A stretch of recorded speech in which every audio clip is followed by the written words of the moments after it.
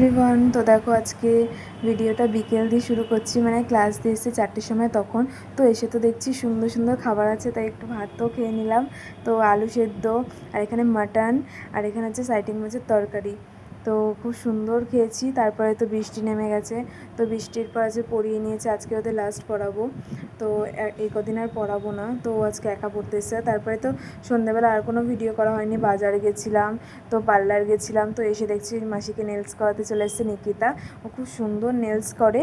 তো তারপরে দেখো এই জুতোটা আমার জন্য কিনেছি, এই জুতোটা মার জন্য কিনেছি, আর একটা জুতো হচ্ছে এই যে দিদার জন্য কিনেছি।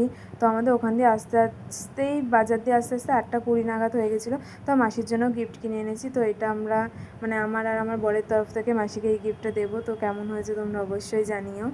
তো তারপরে হচ্ছে আমাকে মেহেন্দি পরাতে চলে এসেছিলো। মানে আমার আজকে যে কী গেছে, ক্লাস দিয়ে এসে পরিয়েছি, বাজার গেছি, পার্লারে ভুরু করতে গেছি, সব কিছু কেনাকাটা করে এসে মেহেন্দি পরেছি। তো দেখো মাসির নেলস মোটামুটি কমপ্লিট হয়ে গেছে। তো এই যে বোন এখানে বসে বসে দেখছিল, আমাকে মেহেন্দি পড়াচ্ছিল ওই ঘরে। তো তারপরে এই যে মাসির নেলস, এটা কত খুব সুন্দর লেগেছে, সবাই এত ভালো লেগেছে।